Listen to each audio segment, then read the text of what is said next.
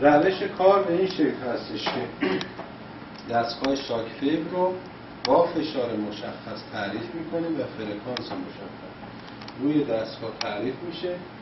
الان فرکانسی که برای ایشون در نظر گرفتیم فرکانس 10 هرتز هست با فشار 2 بار.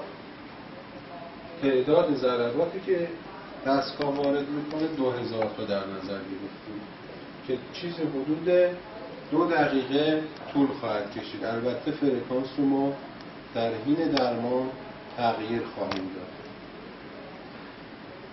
کار بسیار ساده هست.